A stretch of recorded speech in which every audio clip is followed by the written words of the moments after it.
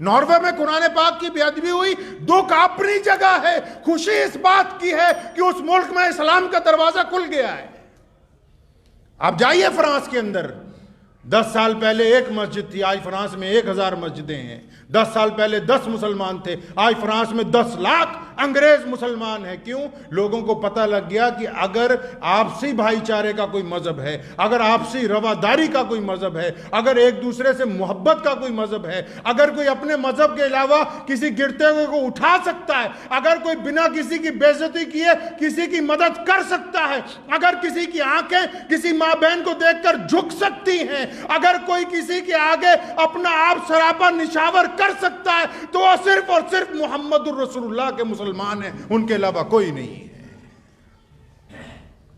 تو یہ اسلام کی زندہ تاریخ ہے کہ اللہ تبارک و تعالیٰ نے اسلام کی فطرت میں قدرت نے لچک دی ہے۔ تو اس لیے جب بھی مجھے ایک صاحب نے ایک ویڈیو سنائی تھی، اس میں ہمارے دیش کے صاحب بڑی تیزی سے اسلام کے خلاف اور یورپ میں اسلام کی ترقی کے خلاف بول رہے تھے، تو انہوں نے مجھے کہا سن کے آپ کو غصہ آیا؟ میں کہ نہیں آیا۔ میں کہ یہ ہماری ترقی کی داستان بیان کر رہا ہے، اس کے لفظ دوسرے ہیں۔ یہ ہمارے خلاف جو بول رہا ہے یہ ہماری ترقی کی داستان بیان کر رہا ہے۔ سیدنا بلال جب گھر پہنچے نا، مار کھاتے ہوئے روز گھر پہنچتے ہیں، تو امی نے کہا ایک دن بلال ہم مکہ چھوڑ کر چلے جاتے ہیں، ایک جھونپڑی ہے، چند برتن ہیں۔ سیدنا بلال نے اپنی ماں کو کندھوں سے پکڑا اور محبت سے پوچھا اماں ہم تو ہجرت کر نہیں سکتے اور یہ بات تیرے ذہن میں آ نہیں سکتی، اماں سچی بتانا کس نے کہا؟ تو اماں نے کہا تھا اس دن کہ بلال آج ابو جہل آیا تھا، آج ابو لہب اور عتبہ آئے تھے، آج ولید آیا تھا، آج عبداللہ بن جدان آیا تھا، آج وہ امیہ کو ساتھ لے کے آئے تھے، اور مکہ کے بڑے بڑے چودھری تیری ماں کی جھونپڑی پر آئے اور انہوں نے گزارش کی کہ اپنے بیٹے کو لے جا، یہ سارا دن اللہ اللہ کرتا ہے، ہم اس کو برداشت نہیں کر سکتے۔ تو بلال نے کہا تھا اماں جی خوش ہو جاؤ، اللہ اکبر، کہ جو ہمیں انسان نہیں مانتے تھے آج ان سرداروں نے ہمارے دروازے پر گھٹنے ٹیک کے اس بات کو تسلیم کر لیا کہ محمد الرسول اللہ کا دین سب سے اعلیٰ دین ہے۔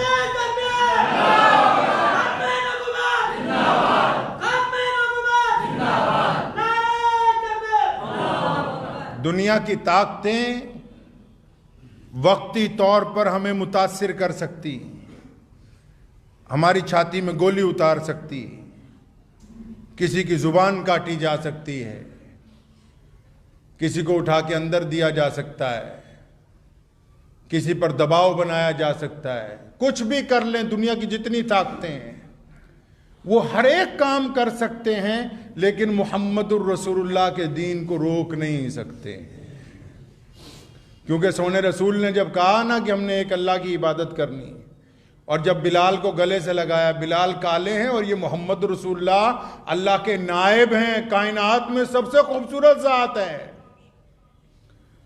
اور جب سیدنا ابو بکر نے جھوٹا دودھ پیا ہے نا بلال کا، جب ابو ایوب انصاری رضی اللہ تعالیٰ عنہ نے بلال کو کہا تو میرا بھائی ہے آج سے، جب عثمان غنی رضی اللہ تعالیٰ عنہ بلال کے کالے ہاتھ میں اپنا گورا ہاتھ دے کے یہ سمجھتے کہ آج میں عزت والا ہو گیا کہ یہ میرا بھائی بن گیا ہے، تو دنیا کی کوئی طاقت آج بھی سوائے محمد رسول اللہ کے انسانوں کو برابری کا درجہ نہیں دے سکتی ہے۔ اس لیے آپ کو کہتا ہوں بار بار کہ لمبی چوڑی مت ہانکا کرو، اللہ اور اس کے رسول کی طرف پلٹیں گے انشاءاللہ۔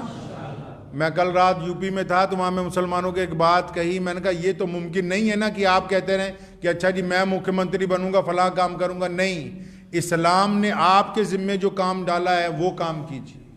اور آپ کے ذمے کیا کام ڈالا ہے کہ آپ اپنے گھر میں ان کے وفادار ہوں، آپ اپنے پڑوسی چاہے ہندو ہو، چاہے سکھ ہو، چاہے دلت ہو، چاہے جینی ہو، چاہے بودھی ہو، کسی بھی مذہب کا ہو، اگر آپ اعلیٰ ترین کھانا کھاتے ہیں اور پڑوسی آپ کا بھوکا ہے تو ہم مسلمان کہلانے کے حقدار نہیں ہیں۔